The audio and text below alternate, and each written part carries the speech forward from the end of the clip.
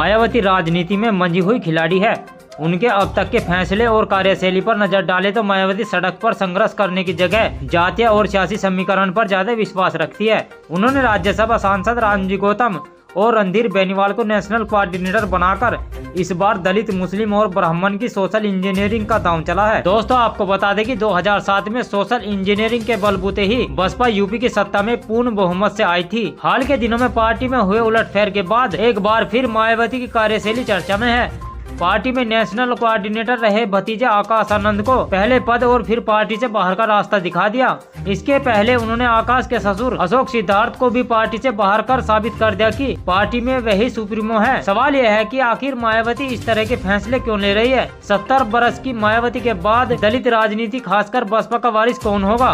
आकाश आनंद के सामने अब कौन सा रास्ता बचा है? दोस्तों, वहीं आपको बता दें कि एक झटके में परिवारवाद के आरोपों को धराशायी किया। राजनीतिक चिंतकों का मानना है कि मायावती ने जिस तरह से भतीजे आकाश आनंद को आगे बढ़ाया और अपना उत्तराधिकारी घोषित किया, इससे उन पर परिवारवाद के आरोप लगने लगे थे। यहाँ तक कि आकाश के ससुर अशोक सिद्धार्थ के बेटे की शादी में पार्टी के तमाम बड़े नेता और अलग अलग प्रदेश के लोग पहुँचे थे।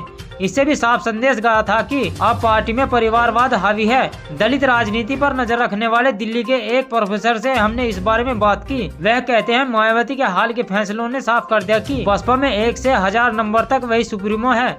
उन्होंने एक झटके में परिवारवाद के आरोपों को धराशायी कर दिया। उनके फैसले पर जिस तरह की प्रतिक्रियाएं आ रही हैं, इससे साफ है कि इस गिरती हुई हालात में भी बसपा की प्रासंगिकता बनी है। आने वाले चुनाव में वह अब भी प्रभाव डालने की हैसियत में है। पार्टी में किसका कद कितना बड़ा होगा, ये हमेशा से बसपा में मायावती ही तय करती रहेगी। कैडर उसी के मुताबिक फैसले का पालन भी करता रहेगा।